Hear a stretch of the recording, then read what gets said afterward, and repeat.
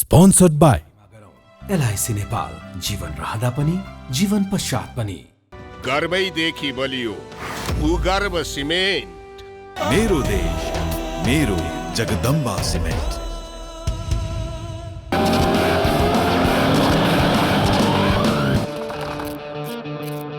गुणस्तरीय प्लम्बिङको भरपर्दो नाम मार्बल। म पनि आजै नेपाल टेलिकमको एन्टी फाइबर सेवा लिन्छु। नेपाल टेलिकम, राष्ट्रको सञ्चार, राष्ट्रको शान, किसान। घरमै बसेर सजिलैसँग कोभिड-19 को परीक्षण गर्न सकिने एकदमै उपयोगी 15 minute corona detect Flowflex corona testing किट।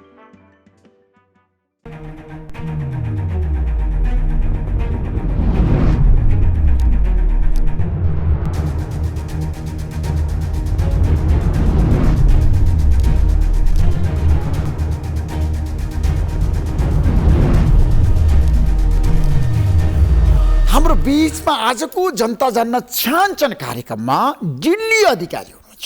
दिल्ली अधिकारीको बारेमा हामीले चर्चा परिचर्चा र बहस गरिरहँदाखेरि उहाँ भुटानी शरणार्थीको रूपमा 10 वर्ष अघि अमेरिका पुग्नुभयो र अमेरिकामा आज उहाँ अर्बपति बन्नुभएको छ। कसरी अर्बपति बन्नुभयो त भुटानी शरणार्थी? दिल्ली अधिकारी आज हामी यस बारेमा विशेष रूपमा खुलासा गर्दैछौँ। हाम्रो बीचमा दिल्ली अधिकारी हुन्छ। दिल्लीजी, तपाईँलाई म जनता जान्न छानछन कार्यक्रममा स्वागत गर्न चाहन्छु। अब तपाईँको परिचय दिनुहोस्। तपाईँ दिल्ली अधिकारी। मेरो परिचय, म दिल्ली अधिकारी। मेरो नाम चाहिँ, म भुटानमा जन्मिएको 20 वर्षसम्म शरणार्थी शिविरमा शरणार्थी जीवन बिताएको एउटा युवा अहिले अमेरिकामा एउटा साधारण जिन्दगी जिराखेको छु। हाई फाईको जिन्दगी तपाईँले बिताइरहनु भएको छ अमेरिकामा, त्यो कुरा स्वीकार्नुहोस् न दिल्लीजी।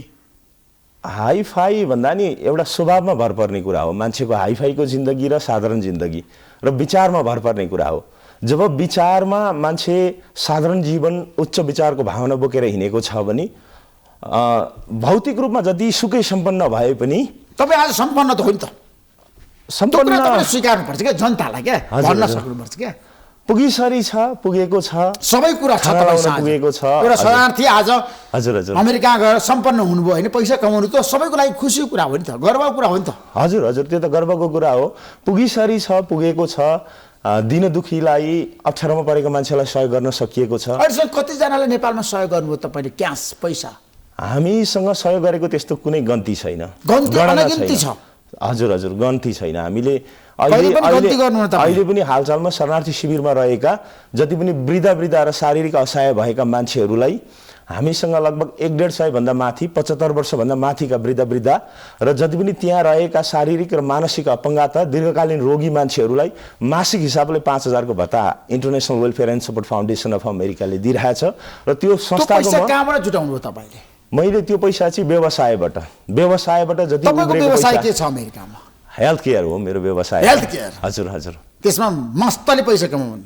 मस्तले भन्दाखेरि पनि सङ्घर्ष छ। पैसाको रुख फलेको हुँदैन। मस्तले त्यति सजिलै पैसा जस्तो चिज आनन्दले मान्छे भन्छ डलर फल्छ। फल्दैन। अमेरिकामा त छैन त। अमेरिका जाने पैसा कमाउने डलर फलाउने हैन। त्यो देख्दाखेरि सजिलो छ। अमेरिकामा पैसा कमाउन त्यति सानो मानसिकता बोकेर, त्यति सानो सोच बोकेर अमेरिकामा पैसा कमाउन गाह्रो छ। तपाईले त पैसा त कमाउनु भयो त 10 वर्षमा। दिल्ली अधिकारी आज कहाँ पुग्नु भन्नुस् त? अब त्यो पुगेको भन्दा त म जुन ठाउँमा छु, जुन धरातालमा थिएँ हिजो, आज म त्यही धरातालमा छु। हिजो शरणार्थी हुँदाखेरि जुन किसिमको ममा सोच विचारहरू थियो, आज पनि त्यही सोच विचारहरू छ। अब पैसा र जिन्दगीलाई र पैसा र विचार र भावनालाई म कहिले पनि तुलना गर्दिनँ। जीवनमा तपाईँको लागि पैसा ठुलो कि नाम प्रतिष्ठा र ख्याति ठुलो? जीवनमा मेरो लागि नाम प्रतिष्ठा ख्याति मर्यादा ठुलो। त्यस कारणले गर्दा त आज समाजमा सेवा गरिरहेको छु। पैसा ठुलो भएको भए त यो लाखौं लाख रुपियाँ पैसा, लाखौं लाख डलर चाहिँ समाजको उत्थानको लागि, समाजको कल्याणको लागि, समाजको प्रगतिको लागि डलर चाहिँ समाजको लागि खर्च गर्नुभएको छ। खर्च गर्छु म। त्यो प्रतिष्ठाको लागि, इज्जतको लागि, मर्यादाको लागि, कमसेकम हाम्रो भावी सन्ततिले, हाम्रो युवा भाइ बहिनीहरूले पनि एउटा मानव भएर संसारमा जन्म लिइसके पछाडि समाजको सेवा गर्ने एउटा वातावरण मिलोस्, सेवा गर्ने ज्ञान सद्बुद्धि मिलोस्। सामाजिक सेवा मान्छेको ड्रिम हो, सपना हो। हजुर हजुर। तर व्यवहारमा मान्छेले उतार्दैन। तर मेरो लागि मान्छेहरू लोकप्रियताको लागि, हजुर, समाज सेवाको हजुर ठुलो भाषण गर्छन्, क्या ठुलो कुरा गर्छन्। तर व्यवहारमा मान्छेले समाज सेवा गर्दैनन्। होला अरू मान्छेमा त्यो स्वभाव होला, ममा त्यो स्वभाव छैन र international welfare and support foundation of अमेरिकामा त्यो खालको सोच छैन। हामी कर्म गर्छौँ, हामी सेवा गर्नु, अरूको उद्धारको लागि काम गर्नु नि हाम्रो लागि सबैभन्दा ठुलो धर्मको कुरा हो र त्यो सोच र त्यो भावना बोकेर अगाडि बढेका छौँ। र मान्छेले आफूले मान प्रतिष्ठा इज्जतको लागि कतिले काम गर्छन् भने हामी चाहिँ इज्जत भन्दा नि समाजलाई कसरी उत्थान गरिन्छ, समाजको सर्वाङ्ग विकास कसरी गर्न सकिन्छ भन्ने विषयमा लागिपरेका छौँ। माइखाने भाँडो हो मान्छेहरूको लागि समाज सेवा भनेको धेरैले मलाई भन्छन् क्या, राम्रो काम गर्नुहोस्, म तपाईँलाई स्यालुट गर्छु। तर हाम्रो संस्थाले हजुरले जुन international welfare and support foundation of अमेरिकाको विषयमा अझै विस्तृत रूपमा जानकारी लिन चाहनुहुन्छ भने हामी कसैलाई मागेर आजसम्म तपाईँलाई थाहा छ म जसरी चाहिँ अन्तर्वार्ताहरू लिन्छु नि, म सबै कुरा जानकारी राख्छु क्या, कि सामाजिक संस्थाहरूले पनि यो देशलाई बदनाम गरेका छन्। यस्तो सामाजिक संस्था अरूबाट परिचालित भएका सामाजिक संस्था र मबाट परिचालित भएका सामाजिक संस्थालाई तुलना गर्न निकै कठिन पर्छ होला। म स्वार्थ बोकेर सामाजिक सेवा गरेका छुइनँ। निस्वार्थ हिसाबले मसँग आएको एउटा संस्थाको जति पनि आएको प्रफिटबाट बचाएर समाजलाई सेवा गरेको छ, गरिब दुखी भोका निमुखालाई सहयोग गरेको छ। हामीले कसैलाई बाँधेर हामीले गरेका छौँ। प्रशस्त शरणार्थी शिविरमा अहिले रहेका जति पनि शरणार्थी शिविरमा रहेका मान्छेहरूलाई ठ्याक्कै भन्नुहोस् न, अहिलेसम्मको 10 वर्षमा हामीसँग अहिलेसम्मको एक्ज्याक्ट गणना त्यस्तो तथ्याङ्क यति भन्ने त छैन, तर पनि हामीले वर्षमा $1 मिलियन समाजको लागि खर्च गर्छौँ। त्यसो भए तपाईले अहिलेसम्म छ नि हजुर अमेरिकामा गएर त्यहाँ काम गरेर कमाएको पैसा हजुर कति भयो होला? म अमेरिकामा गएर काम गरेर एउटा सिधा रोजगारी गरेर कमाउँदिन पैसा। अमेरिकामा म व्यवसाय गर्छु, म चाहिँ सङ्घ संस्थाहरू चलाउँछु र आफूले सुरुवात गरेका सङ्घ संस्थाहरू चलाउँछु। हिजो अमेरिका गएर मैले सुरुवात गरेको व्यवसायबाट आएको प्रफिटबाट व्यवसाय ठुलो छ, त्यो व्यवसायको कारणले त्यहाँबाट आएको प्रफिटबाट नन प्रफिट महिनाको आम्दानी मैले त्यस्तो खालको मैले यति आम्दानी हुन्छ, यति आम्दानी गर्छु, यति कमाउँछु भन्ने खालको कहिले पनि त्यो परिकल्पना पनि गर्दिनँ, त्यो क्यालकुलेसन पनि कहिले पनि गर्दिनँ। त्यसो तपाईले अहिले अमेरिकामा बसेर नेपाल र नेपालीको लागि कति अर्ब खर्च गर्नुभएको छ? मैले अब नेपाल र नेपालीको लागि त हामीले अस्ति कोरोना पेन्डेमिकको टाइममा पनि लगभग 6 करोड भन्दा माथिको त हामीले नेपालमा सहयोग गरेका छौँ। जतिखेर लकडाउनको बेलामा मात्रै, त्यहाँभन्दा अगाडि गरेका त हामीले धेरै त्यसरी 2 करोड 3 करोड त पैसा नेपालमा शरणार्थी शिविरमा सहयोग गरेको, शरणार्थी शिविर प्रभावित क्षेत्रमा सहयोग गरेको, बाहिर जहाँ पर्सा जिल्लामा सहयोग गरेको, जहाँ विपत्ति आइलागेको ठाउँमा सहयोग गरेको हामीले त्यो लेखाजोखा गरेका छैनौँ। लेखाजोखा गर्नु पर्दैन, पारदर्शी हुनु पर्दैन? पारदर्शिता छ, तर त्यो अब मसँग मैले त्यो मस्तिष्कमा बोकेर मैले लेखाजोखा त्यहाँ यति खर्च गरेको छु भनेर म त्यो अरू जस्तो शान दिने मैले यति गरेँ भनेर हिँड्ने खालको स्वभावको मान्छे नि होइन। म जीवनमा कर्म गर्दै जान्छु, राम्रो कर्म गर्दै जान्छु, राम्रो मान्छे बन्नुस्। हजुर पैसाको उन्माद हुन्छ नि मान्छेमा, तपाईँ पनि त होला नि बोली। त्यो त छ, डिपार्टमेन्ट छ, त्योसँग सम्बन्धितको डिपार्टमेन्ट छ, तर मसँग मैले यति गरेँ उति गरेँ भनेर मैले त्यो लेखाजोखा गरेर त्यो चिज म एउटा आफ्नो दिमागमा बोकेर हिँड्दिनँ। चाहिएको बेलामा आवश्यकता परेको बेलामा इन्फर्मेसन चाहिएको बेलामा अडिट हुन्छ, अडिट भएको बेलामा त्यो इन्फर्मेसन छ नि। अडिट रिपोर्ट नभइकन अमेरिकामा थोरै संस्था चल्छ र चल्दैन नि, वार्षिक हिसाबले अडिट गरे हुन्छ नि। त्यसो तपाईलाई पैसा दिने नेपाली हुन् कि विदेशी अथवा अमेरिकन को? मलाई कसैले पैसा दिएको छैन। तपाईले चन्दा उठाउनुहुन्न? चाराना पनि उठाएको छैन अहिलेसम्म चन्दा। अहिलेसम्म एक पैसा पनि कसैको नउठाइकिन स्वतन्त्र हिसाबमा संस्थाबाट आएको प्रफिटबाट निकालेर सामाजिक सेवा गरेका छु र कुनै प्राप्तिको लागि सेवा गरेका छैन हामीले। तर पैसा प्राप्तिको लागि तपाईँ लोकप्रियता हुनको लागि होइन, हजुर, प्रचारमुखी व्यक्ति बन्नको लागि खर्च गर्नुभएको होइन? मैले त्यो होइन, मान्छेको दुःख देखेर हिजो जुन शरणार्थी शिविरमा 20 वर्षसम्म शरणार्थी जीवन बिताउँदाखेरि आफूलाई परेको पीर, आफूलाई परेको मार्ग, आफूलाई परेको जुन दुःख कष्ट, त्यो कुरा आज पनि हामीले बिर्सेका छैनौँ र त्यही दुःखलाई सम्झेर अर्कोलाई पर्दा नि हिजो आफूलाई पर्दा जस्तो भएको थियो उसलाई पनि त्यस्तै परेको होला भनेर त्यो सोचले सेवा गरिरहेको छु। तपाईँ एउटा उद्योगपति हो नि त अमेरिकाको, होइन? उद्योगपति ठ्याक्कै भन्नुहोस्, व्यापारी हो। ठुल्ठुला कम्पनी छन् तपाईँका? मसँग छन्, हेल्थ केयरहरू छन् धेरैवटा संस्थाहरू। कति मान्छेलाई रोजगारी दिनुभएको छ? लगभग अब रोजगारीको हिसाबले हेर्ने भने 10,000 भन्दा बढी मान्छेले चाहिँ मेरो संस्थामा काम गर्नुहुन्छ। अमेरिकामा 10,000 मान्छेलाई रोजगारी दिने मान्छे तपाईँ? हजुर। दिल्लीजी, त्यो त ठुलो कुरा हो नि। ठुलै होला भन्छु होइन। मैले त्यो सोचेर गराए नि थिइनँ। अब काम गर्दै जाँदा सकारात्मक सोचेर एउटा पोजिटिभ सोचेर सबैको उत्थानको लागि कल्याणको लागि राम्रो सोचेर समाजमा एउटा राम्रो खालको चाहिँ वातावरण बनाएर अगाडि बढ्दाखेरि सबैले साथ दिँदा रहेछन्, सबैले साथ दिँदा रहेछन्, पुगिँदो रहेछ। राम्रो सोच्दाखेरि सबै कुरा राम्रै बन्दो रहेछ। तपाईँ गायक पनि हो? म गीत गाउँछु, गीत पनि गाउँछु।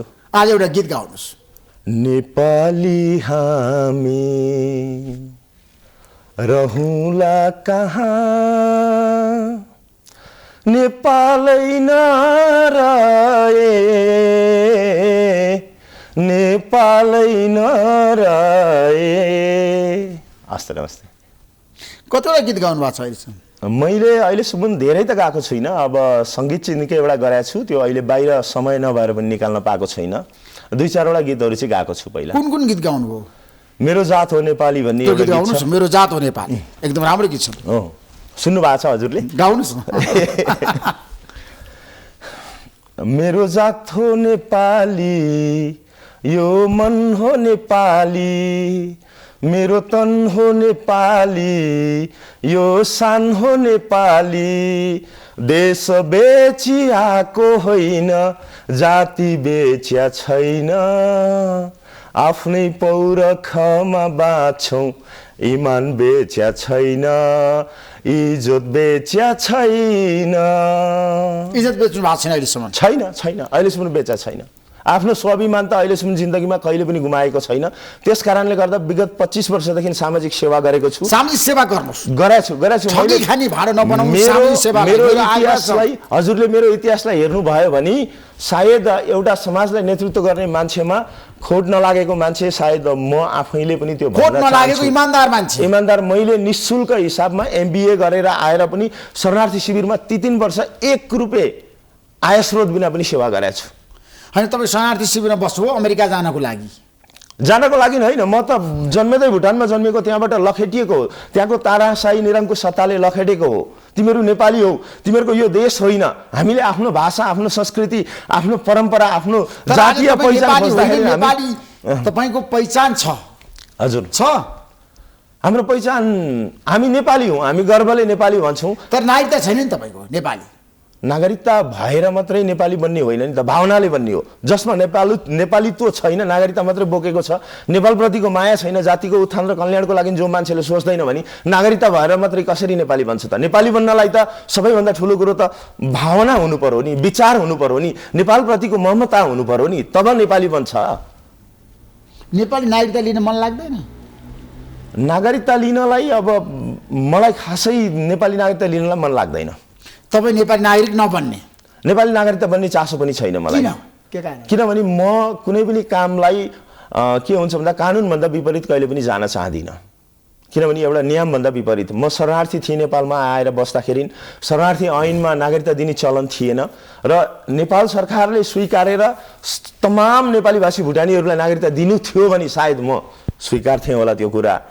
तर मलाई मात्रै एकजनालाई दियो भने म स्वीकार गर्दिनँ। र म अमेरिका गइसकेँ र त्यहाँको नागरिक भइसकेँ, अमेरिकाको नागरिक भइसकेँ भने भोलि डुअल सिटिजनको सिस्टम आयो, यो देशले नागरिकता दिनुपर्छ भनेर त्यो खालको नीति ल्यायो भने त्यतिखेर अर्कै कुरा होला। तर म त्यो आफै मात्रै नागरिक बन्ने खालको हिसाबको त्यो सोचमा छैन। किन भन्दाखेरि भुटानी शरणार्थी समस्या समाधान गर्नको लागि हजुर धेरैको महत्त्वपूर्ण भूमिका छ। तपाईँ कसलाई सम्झन चाहनुहुन्छ? यो भुटानी शरणार्थीको समस्या दीर्घकालीन समस्या समाधान गर्नको लागि अब लगभग 1,30,000 भुटानीहरूबाट धेरै भुटानीहरू तेस्रो मुलुक पुनर्वासमा गइसकेका छन्। अमेरिका, क्यानाडादेखि लिएर बेलायत, विभिन्न राष्ट्रमा, डेनमार्क, नर्वे सबैतिर पुगिसकेका छन्, अस्ट्रेलिया। र त्यहाँ अझै शरणार्थी शिविरमा 6,800 भुटानी शरणार्थीहरू अझै पनि पूर्वी नेपालमा हुनुहुन्छ। जति दात्री सङ्घ संस्थाहरूले दिइराखेको राहतहरू पनि बिचमा ठप्प बन्द गरेको छ र नेपाल सरकारको पनि ती शरणार्थीप्रतिको ध्यान छैन। नेपाल सरकारले ध्यान आकर्षण गरेकै छैन त्यो शरणार्थीहरूको विषयमा। र यो सरकारले त हात उठाइसक्यो नि त। हामी गर्न कसरी सक्दैनौँ भनेर हात भनिसके। कसरी उठाउन मिल्छ र? आफ्नै नेपाली दाजुभाइ तिनै वीर पुर्खाका सन्तान जुन पुर्खाले यही देशको माटो बचाउनको निम्ति रगत र पसिना बगाए हिजो, तिनै पुर्खाका सन्तान आज नेपाली हामी बाहिर गएर चाहिँ हामी नेपाली, हामी स्वाभिमानी, हामी वीरका भुटानसँग नेपालले सन्तान, डिल गर्नै सकेन। हामी वीरका तपाईँलाई थाहा छ सन्तान नि, हो। भुटानी प्रधानमन्त्री नेपाल आउँदा नेपालको प्रधानमन्त्री भुटान जाँदा भुटानी शरणार्थीको बारे वार्तै हुँदैन। त्यो त व्यक्तिमा भर पर्ने कुरा हो। जो मान्छे जिम्मेवारी मान्छेले कुरा गर्न नसक्नु भनेको त एउटा देश र एउटा जनताको लागि, जनहितको लागि, जातिको उत्थानको लागि, कल्याणको लागि काम गर्छु भनेर जनमत लिएर चाहिँ मतदान लिएर त्यो पोजिसनमा पुग्ने गफ गर्न नसक्नु भनेको त हामी नेपालीको लागि शरम लाग्ने कुरा हो नि। त्यो ठाउँमा बसिसकेपछि, जिम्मेवारी ओहदामा बसिसकेपछि कुरा गर्न नसक्नु भनेको त उहाँको कमजोरी। त्यस्तो मान्छेलाई किन त्यो ठाउँमा राख्ने हामी नेपाली जनताले? सही मान्छे ल्याउनु पर्यो नि। दिल्लीजी, हजुर तपाईँ गीत र सङ्गीतमा पनि निपुण मान्छे हजुर हजुर होइन, व्यापारमा पनि सफल मान्छे, हजुर पैसा धेरै कमाउनु भयो, हजुर। समाजसेवामा खर्च गर्नुभएको छ। हजुर पैसाको दुरुपयोग गर्दाखेरि मान्छेलाई छ नि हजुर। जीवनमा त्यसले कति घातक बनाउँछ। पश्चाताप, घातक भन्दा नि पश्चाताप हुन्छ मान्छेलाई जीवनमा सबैभन्दा ठुलो चिज। र पैसाको दुरुपयोग, जाँड रक्सी मदिरा पान सेवन गरेर नाना थरी नकारात्मक कर्म गरेर दुरुपयोग गरे भने त्यसले मान्छेलाई ठुलो पश्चाताप हुन्छ। तर कसैको उत्थानको लागि, कसैको कल्याणको लागि एउटा भोकै रोइराखेको नानीलाई तपाईँले 1000 रुपियाँ निकालेर चाहिँ त्यो नानीलाई किनेर केही खानेकुरा दिनुहुन्छ भने तपाईँ कङ्गाल भए पनि कसैलाई सहयोग गर्नुहुन्छ, कसै गरिब दुखीको पेट भरिदिनुहुन्छ, रोइराखेका मान्छेहरूको आँसु पुछिदिनुहुन्छ र पैसा प्रयोग गर्नुहुन्छ भने तपाईँ कङ्गाल भए पनि सडकमा पुगे पनि तपाईँलाई आनन्द मिल्छ जिन्दगी। फेरि मान्छेको जीवनमा छ नि हजुर, पैसा किन चाहिन्छ, के का लागि चाहिन्छ? पैसा तपाईँको टिप्पणी। पैसा बिना पैसा यति अपरिहार्य चिज पनि हो। पैसा सँगसँगै शिक्षाको पनि त्यत्तिकै महत्त्व हुन्छ र पैसा बिना कुनै कुराको सम्भव पनि हुँदैन। किनभने लुगा लाउनको लागि पनि पैसै चाहिन्छ, खाना खानको लागि पनि, जीवन जिउनको लागि पनि पैसा चाहिन्छ। पैसा छैन भने जीवन सम्भव पनि छैन। त्यस कारणले गर्दाखेरि एउटा कृषिले पनि कृषि गर्न, कुनै कुरालाई उत्पादन गर्नको लागि त्यही पैसाबाटै बिउ किनेर ल्याउनुपर्छ। नत्र भने एउटा कृषिले कुनै पनि चिज बिजहरू, सागसब्जीहरू उत्पादन गर्न सक्दैन र त्यसलाई मलजल आदि इत्यादि गर्नको लागि पनि पैसाको खाँचो पर्छ। र यो पैसा जीवनमा, पैसा पनि त्यत्तिकै महत्त्व छ। सँगसँगै मान, मर्यादा, इज्जत पनि पैसाको महत्त्वपूर्ण भूमिका छ। पैसाको महत्त्वपूर्ण भूमिका छैन। किनभने म पैसाले व्यवसाय गरेको मान्छे होइन, म जिरोबाट उठेको मान्छे हुँ। हिजो जतिखेर म यहाँबाट चाहिँ अमेरिका गएँ त्यतिखेर मसँग, अमेरिकामा जाने बित्तिकै तपाईँले के काम गर्नुभयो? म जाने बित्तिकै अमेरिका जाँदा मसँग $21 थियो, त्यो पनि दाइहरूले पठाइदिएको। र अमेरिका जाने बित्तिकै मैले कम्पनीमा गएर एन्ट्री लेभलको जब गरेको छु। फुड कम्पनीमा गएर मैले कार्टन बनाएको छु। त्यहाँ गएर चाहिँ एउटा चाहिँ लो स्टाटसको जब गरेको छु। वर्ष दिनभन्दा बढी मैले काम गरेको छु। त्यहाँदेखि पछाडि जब त्यहाँको रहनसहन यताउता सम्पूर्ण कुरा बुझिसके पछाडि यो देश कसैको आशमा बाँच्ने देश होइन रहेछ, आफैले केही गर्नुपर्ने रहेछ यो देशमा भन्ने सोच आएर चाहिँ मैले यो जति पनि त्यहाँ पनि फेरि सेवाको भावना, एउटा सामाजिक सेवा गर्दा गर्दै सामाजिक सेवाबाटै चाहिँ मलाई यो सामाजिक एउटा व्यवसाय गर्नुपर्ने रहेछ, यो सोसल बिजनेस गर्नुपर्ने रहेछ। त्यो देशको नियम नीति त्यही खालको रहेछ र जति पनि वृद्ध असहाय मान्छेहरू, जति समाजका मान्छेहरू छन्, ती मान्छेहरूको लागि कुनै सेवा गर्नुपर्ने रहेछ, सहयोग गर्नुपर्ने रहेछ भनेर सत्कर्म एउटा सामाजिक सेवा गर्दै सायद ईश्वरले पनि आशीर्वाद दिनुभएको होला, त्यो एउटा सद्बुद्धि दिनुभएको होला। मान्छु नि, ईश्वरलाई विश्वास नगरी त कसरी जीवन सम्भव हुन्छ? तपाईँ हिन्दू? म हिन्दू हो। हिन्दुत्व तपाईँको लागि स्वीकार्य छ? स्वीकार्छु। म जस्तो संस्कारमा, जस्तो धर्ममा जन्मेँ त्यो कुरालाई म स्वीकार्छु। त्यसो भए मलाई के बताउनुहोस् भन्दा नेपालीहरूको ड्रिम हुन्छ, एउटा सपना हुन्छ क्या, अमेरिका जाने, हजुर हजुर, त्यहाँ गएर पैसा कमाउने, विश्वको महाराष्ट्र क्या, शक्तिशाली राष्ट्र हो नि त होइन, विश्वको नम्बर 1 राष्ट्र हो। अमेरिका तपाईँ गइसकेपछि तपाईँको ध्यान पैसा कमाउनको लागि केन्द्रित भयो कि समाजसेवा गर्नको लागि? सुरुमा मेरो समाजसेवा गर्नको लागि नै केन्द्रित भयो। किनभने पैसा कमाउनु त पैसा त के हुन्छ भने सेवा गर्दै गएपछि, कर्म गर्दै गएपछि, राम्रो कर्म गर्दै गए पछाडि त, किनभने पैसा भनेको चिज आफ्नो कर्ममा पनि भर पर्ने कुरा हो। कति त सबैभन्दा ठुलो चिज त मान्छेलाई बौद्धिकताको पनि खाँचो पर्छ। बौद्धिकता छ र सत्कर्म गरेर गयो भने पैसा आफै बन्छ। तर बौद्धिकता भएर कुकर्म गऱ्यो भने त भएको पैसा पनि सिद्धिन्छ, इज्जत पनि सिद्धिन्छ नि त। सत्कर्म गऱ्यो भने पैसा आफै पनि आउँछ, आफै वातावरण बन्छ, साथीभाइ इष्टमित्र आफ्ना आफन्तजनले सबैले सहयोग गर्छन्, समर्थन गर्छन्, त्यत्तिकै राम्रो बन्छ नि। एउटा भनाइ छ स्वर्ग र नर्क कहाँ छ त? तपाईँ स्वर्ग कहाँ छ, नर्क कहाँ छ त? स्वर्ग भने पनि यही धरती हो, नर्क भने पनि यही धरती। सत्कर्म गर्नुहोस् तपाईँको लागि यही संसार, यही धरती स्वर्ग बन्छ, कुकर्म गर्नुहोस् तपाईँलाई यही धरती नर्क बन्छ। त्यसकारणले अमेरिकामा तपाईँले जुन काम गरिरहनु भएको छ त्यो कामबाट तपाईँले अर्बौं रुपियाँ कमाउनु भयो अहिलेसम्म, ठ्याक्कै भन्नुहोस् त, सिधा प्रश्न सिधा उत्तर दिनुहोस् तपाईँ दिल्लीजी। कमी होला त्यो त। ती अर्बौं पैसा तपाईँले कमाइरहँदाखेरि नेपालमा तपाईँ कति प्रतिशतको समाजसेवा गरिरहनु भएको छ? त्यसमा हामीले धेरै अगाडिबाट सुरु गरेका छैनौँ। नेपालमा सेवा गर्नको लागि, नेपालमा सहयोग गर्नको लागि हामीले 2020 जब नेपालमा म 2018 मा आएको थिएँ नेपालमा, 2018 मा आउँदाखेरि मैले शरणार्थी शिविरमा भ्रमण गरेको थिएँ। त्यो बेलामा त्यहाँको मान्छेहरूको एकदमै नाजुक अवस्था देखेँ त्यहाँ, र 2018 देखि यता हामीले नेपालमा सहयोग गर्न सुरु गरेका छौँ र अहिले निरन्तर हिसाबमा सहयोग गरिरहेका छौँ। र अहिले हालचालै पनि हामी नेपालमा नेपालको एउटा विभूति, नेपाली जाति, नेपाली संस्कार र नेपाली परम्परालाई कसरी एक बनाउन सकिन्छ, विश्वभर छरिएका नेपालीहरूलाई कसरी एउटा छत्रछायामा ल्याउन सकिन्छ भन्ने उद्देश्य बोकेर पनि एउटा सबै नेपालीले मिलेर समाज सेवा गरौँ, एउटा नेपालीको छोरा खान नपाएर नरोस्, एउटा नेपालीले दुःख नपाओस्, सबै नेपालीलाई सबैले एउटा सकारात्मक सोचेर उत्थानको लागि काम गरौँ, सबैले मिलेर काम गरौँ, सेवा गरौँ भन्ने भावनाले चाहिँ हामी निरन्तर हिसाबले 2018 देखि आजसम्म काम गरिरहेका छौँ। र म नेपाल भ्रमण गर्नुको यसपालिको मुख्य उद्देश्य नि सामाजिक सेवा। मुख्य तपाईँको एजेन्डा के छ? यसपालिको म दुईवटा मुद्दा लिएर चाहिँ नेपाल आएको हो। एउटा मुद्दा भनेको चाहिँ जति पनि पूर्वी नेपालमा रहेका शरणार्थी शिविरमा रहेका नेपाली भाषी भुटानी दाजुभाइ दिदीबहिनीहरू हुनुहुन्छ, उहाँहरूको दीर्घकालीन समस्या समाधान हुनु पर्यो भनेर नेपाल सरकारलाई चाहिँ निवेदन गर्नको लागि यसपालि आएको। र यसपालि मैले सबैजना नेपाल सरकारका र जति पनि नेपाली दल विभिन्न दलका शीर्ष नेताज्यूहरूसँग पनि भेट गरेको छु, राष्ट्रपतिज्यूसँग भेट गरेको छु, प्रधानमन्त्रीज्यूसँग भेट गरेको छु।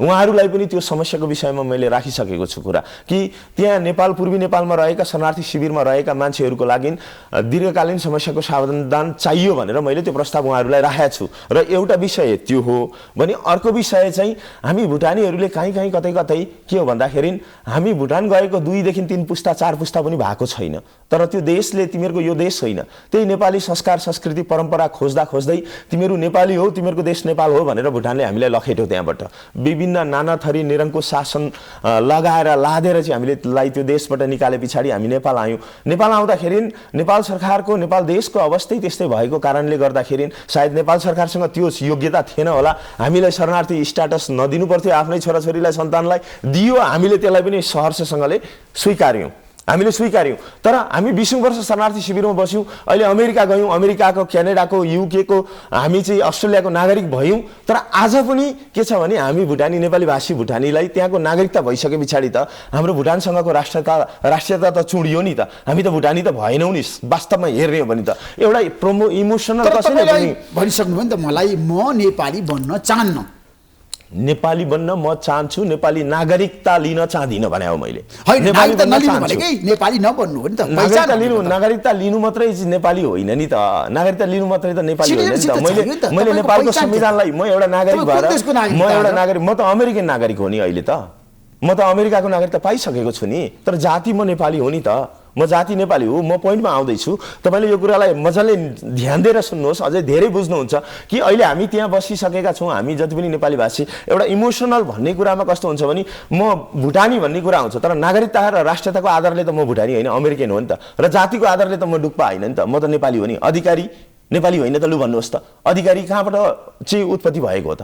तिब्बतबाट उत्पत्ति भएको हो त अधिकारी? पाकिस्तानबाट हो त? अधिकारी त नेपालबाट हो नि त, बानिया नेपालबाट हो, गुरुङ नेपालबाट हो, मगर नेपालबाट होइन त, जाति त नेपाली हो। र आज पनि के छ भन्दाखेरि नेपालभन्दा बाहिर बसेका जति पनि नेपाली भाषी भुटानीहरूलाई चाहिँ एनआरएनए को सदस्यता दिइँदैन, किन के भनिन्छ भन्दा भुटानी भनिन्छ। तर नेपालबाट गएको नेपालीको चाहिँ 7 पुस्ता बस्दाखेरि पनि त्यो नानीले एनआरएनए को सदस्यता पाउने, तर भुटानीहरू चाहिँ 3 पुस्ता भुटान जाँदाखेरि चाहिँ एनआरएनए को सदस्यताबाट वञ्चित हुनुपर्ने। यो एउटा भेदभाव जस्तो हामीलाई त्यो अनुभूति भएको कारणले गर्दाखेरि नेपाली भाषी जति पनि भुटानबाट लखेटिएका शरणार्थीहरू बाहिर गएर काम गरिरहनु भएको छ नि, झापामा के गर्दै हुनुहुन्छ तपाईँले ठ्याक्कै? कोसँग भन्नुभयो? प्रेमराज महतसँग कुरा गरिरहनु भएको छ नि, काम गरिरहनु भएको छ मिलेर होइन? मिलेर भन्दाखेरि पनि उहाँले चाहिँ हामीले जुन अमेरिकामा गरेको नेपाली भाषा संस्कृति परम्परा जुन हाम्रो नेपालीपनलाई हामीले संरक्षण गर्न खोजेका छौँ, जुन international welfare and support foundation of अमेरिकाले अमेरिका जस्तो ठाउँमा पनि नेपाली गीत सङ्गीतको रियालिटी सो चलाउँछ, नेपाली नृत्यको रियालिटी सो मेरो डान्स कप युएसए, मेरो भोइस कप युएसए जस्तो रियालिटी सो चलाउँछ र नेपाली र साहित्यिक कार्यक्रमहरू, नेपाली भाषाका कक्षाहरू, क्लासिकल डान्स क्लासहरूदेखि लिएर चाहिँ शास्त्रीय सङ्गीतका क्लासहरू गराउँछ। त्यो सम्पूर्ण हामीले गरेको काम देखेर उहाँले चाहिँ ल यो तपाईहरुले यति राम्रो काम गर्नु भएको छ, नेपाली संस्कार नेपाली संस्कृतिलाई विश्वमाझ पुर्याउनको लागि यत्रो ठुलो भूमिका तपाईहरुले निर्वाह गर्नु भएको छ भने आज तपाईहरुलाई एउटा नेपाली हो नेपालमा आउँदाखेरि विदेशीको ट्याग लाएर आफ्नो पुर्ख्यौली थलोमा आउँदाखेरि विदेशी ट्याग लगाएर आउनु पर्ने, आफ्नो पुर्ख्यौली थलोमा आफ्नो पितृ थलोमा आउँदाखेरि चाहिँ विदेशी ट्याग नलाऊ। एटलिस्ट तपाईहरु जस्तो मान्छेलाई पनि एनआरएनए को सदस्यता मिल्नुपर्छ र त्यसमा मैले जानेका बुझेका मान्छेसम्म कुरा राख्नको लागि म सहयोग गरिदिन्छु मानवीय हिसाबले भनेर आउनु भएको हो। तर उहाँको हाम्रो संगठनसँगको कुनै साँठगाँठ छैन, केही छैन। मानवीय हिसाबले हाम्रो सत्कर्म देखेर उहाँ हाम्रो लागि केही गरौँ, यी संसारभर रहेका नेपाली हामी एक हौं भन्ने जुन एउटा मूल मन्त्र उहाँको मन मस्तिष्कमा बोकेर उहाँ आउनु भएको हो। प्रेमराज त्यसो जाँदा जाँदै हजुर तपाईको अन्तिम लक्ष्य छ नि के हो त जीवनमा? मेरो जीवनको अन्तिम लक्ष्य भनेको संसारभर रहेका जति पनि नेपालीहरूले दुःख नपाउन्, नेपालीहरूमा हामीले हाम्रो नेपालीहरूको सभ्य समाज कसरी निर्माण गर्न सकिन्छ, नेपाली जति पनि कति बालबालिकाहरू त भोकै बसिराख्नु भएको छ, यति धेरै अनाथ बालबालिकाहरू हुनुहुन्छ, यति धेरै दुःख पाएका छन् नेपालीहरू। हामी के गर्छौं भन्दाखेरि नेपाल कस्तो हो भन्दाखेरि चाहिँ यो 4 जात 36 वर्णको यो एउटा साझा फुलबारी भनेर पृथ्वीनारायण शाहले जुन भनेर यो देशलाई एकीकरण गराउनु भएको छ। तर आज विश्वमा एउटा सुनौलो भविष्यको खोजीमा विभिन्न ठाउँमा जाने मान्छेहरूले विभिन्न ठाउँमा गएका मान्छे नेपाल आउँदा विदेशी भनेर आउनु नपरोस्, 4 जात 36 वर्णको साझा फुलबारीमा आउँदाखेरि मेरो देश हो, यो मेरो पुर्ख्यौली थलो हो भनेर गर्वका साथ नेपालमा आउने वातावरण बनोस् र नेपालमा जति पनि दुःख पाएका मान्छेहरू, असहाय मान्छेहरू, एकदमै अप्ठ्यारोमा परेका मान्छेहरूलाई सहयोग गर्न पाइयोस्, संसारको जुनसुकै ठाउँमा पुग्दाखेरि पनि हामी ती वीर पुर्खाका सन्तान हौं भन्न पाइयोस् र नेपालमा रहेका कुनै पनि शरणार्थी अथवा नेपालभन्दा बाहिर रहेका कुनै पनि मान्छे भविष्यमा गएर दुखी जनतालाई सहयोग गर्नुस्, भविष्यमा कमाएका पैसाहरु छ नि जनतालाई खर्च गर्नुस्। मेरो तपाईलाई हामी त्यही गरिरहेका छौं, सहयोग रहन्छ। हामी त्यही गरिरहेका छौं। Thank you so much दिलीजी।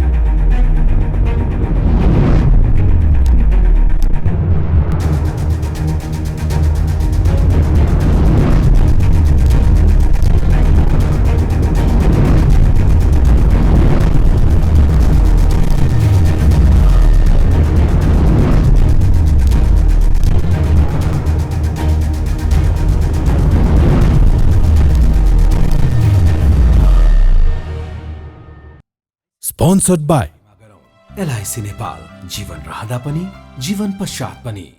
गर्वैदेखि बलियो भूगर्भ सिमेन्ट। मेरो देश मेरो जगदम्बा सिमेन्ट।